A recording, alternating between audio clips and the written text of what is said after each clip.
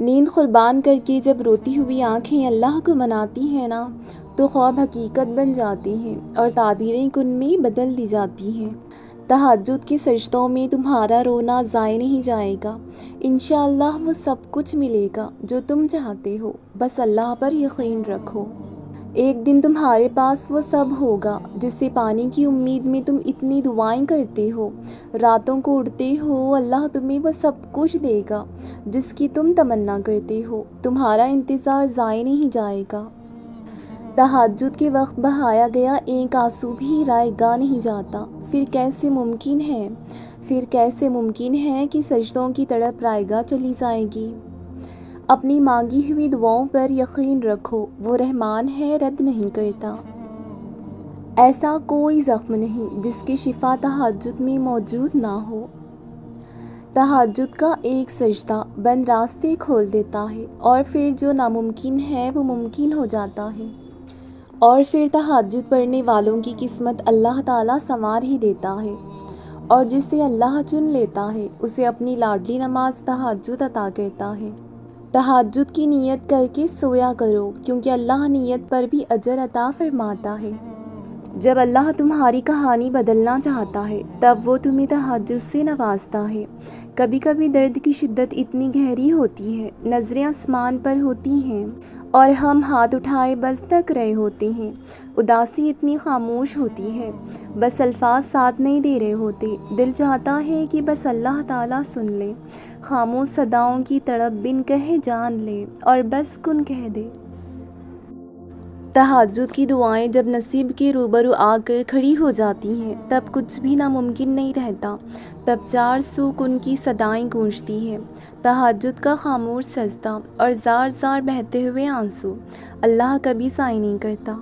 وقت تہجد خاموش آنکھوں سے بہتے آنسو اور اللہ کے سامنے بیٹھے بے بس انسان کی فریادیں کبھی ضائع نہیں جاتی۔ تہجد بہت افضل عبادت ہے، تبھی یہ فرض نہیں کی گئی، کیونکہ فرض عبادتوں کو انسان اکثر خوف سے بھی پڑھتا ہے یا یہ سوچ کر بھی پڑھ لیتا ہے کہ اس کا روز محشر سوال کیا جائے گا۔ تہجد انسان ہر ڈر سے آزاد ہو کر پڑھتا ہے، اس میں کوئی سوال جواب کا خوف نہیں ہوتا، نہ یہ سوچا جاتا ہے کہ یہ فرض ہے۔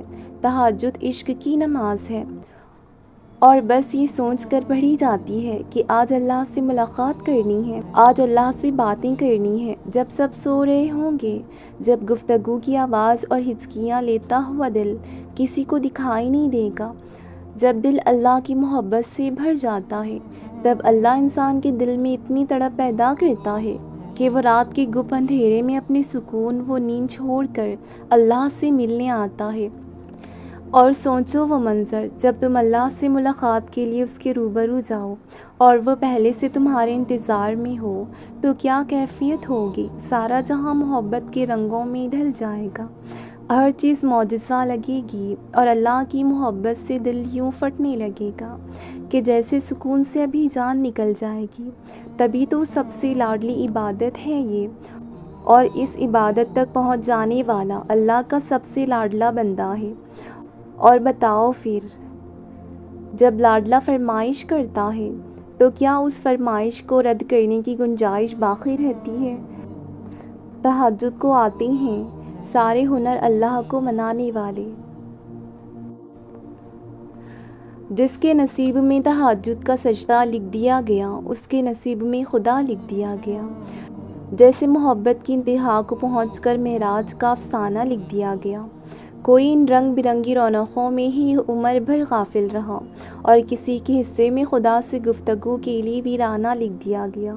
کسی کو اس کی من پسند چیز دے کر شکر کے آداب سکھائے گئے، اور کسی سے من پسند چیز چھین کر خدا سے ملاقات کا بہانہ لکھ دیا گیا۔ کسی کو آزاد کر دیا اس نے اپنی ہر چاہت سے، اور کسی کے سامنے نیکی اور بدی کا پیمانہ رکھ دیا گیا۔ کوئی بے سکون رہا وسیع و عارض مکان میں رہ کر بھی، اور کسی کے حصے میں چھوٹا سا پرسکون آشیانہ لکھ دیا گیا۔ کسی کو پلائے گئے مسلسل ضبط کے گھونٹ، اور کسی کے حصے میں صبر کا نوالا لکھ دیا گیا۔ کوئی محروم ہی رہا اس کی محبت کو محسوس کرنے سے، اور کسی کے حصے میں اس کا ساتھ دوستانہ لکھ دیا گیا۔ سارے دن تو سب کے لیے برے نہیں ہوتے نا، کبھی رو دیں وقت حالات پر، اور کبھی مقدر میں مسکرانا لکھ دیا گیا۔ یہ تو تقسیم ہے اس کی، کوئی مجرم ٹھہرا اور کوئی مظلوم۔ کسی کے حصے میں گرنا ہو گیا لازم، اور کسی کے حصے میں گرانا لکھ دیا گیا۔ جو بار بار پکارتا ہے اسے، اس کی پکارنے پر دستک کرتا ہے وہ، کوئی ذرا سی دیر پر ہو گیا مایوس، اور کسی کے حصے میں بار بار سر کو جھکانا لکھ دیا گیا۔ کسی کو 4 قدم کے فاصلے پر مل گیا، اور کسی کے نصیب میں لمبا سفر لکھ دیا گیا۔ وہ آپ کی زندگی میں آزمائش اور مشکلات لائے گا، صرف یہ بتانے کے لیے کہ آپ کو کس طرح درد اور پریشانیوں کا مقابلہ کرنا ہے۔ مجھے لگتا ہے کہ ہم جس تکلیف اور مشکل وقت سے گزر رہے ہوتے ہیں، اس کے بارے میں سوچنے کا یہ ایک بہت ہی خوبصورت طریقہ ہے کہ وہ کسی انسان پر اتنا بوجھ ڈالتا ہی نہیں کہ جو وہ برداشت نہ کر سکے، یعنی آپ اس تکلیف کو برداشت کرنے کی طاقت رکھتے ہیں، اسی لیے وہ آپ کو آزمائش میں ڈالتا ہے تاکہ آپ اور بھی زیادہ مضبوط ہو سکیں اور اللہ کے مزید قریب ہو سکیں۔ جان لو آزمائشیں وقتی ہوتی ہیں، جتنی جلدی آزمائش سے مایوس ہونے کے بجائے رب سے لو لگا لینا تو اتنی جلدی آزمائشوں سے دور بھی ہو جاؤ گے۔ ایک بات ہمیشہ یاد رکھو، ہزاروں مسائل کا ایک ہی حل ہے، وہ ہے توکل۔ جہاں توکل ہو نا وہاں شکوے نہیں ہوتے، جہاں توکل ہو وہاں دل کبھی مایوس نہیں ہوتے، بے سکون نہیں ہوتے۔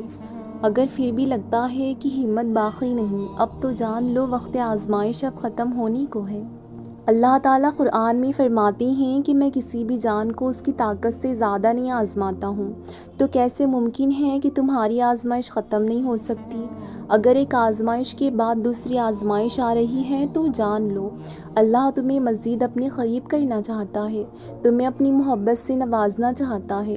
وہ جب تک آزمائے گا جب تک تم مکمل اس کی محبت سے سرخرو